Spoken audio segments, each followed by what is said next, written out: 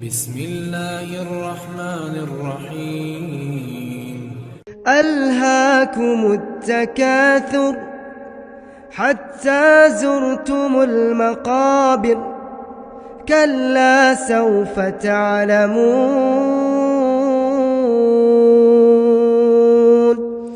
ثم كلا سوف تعلمون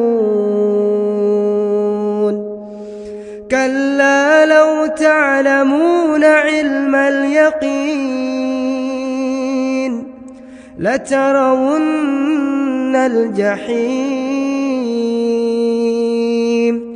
ثم لترونها عين اليقين ثم لتسألن يومئذ عن النعيم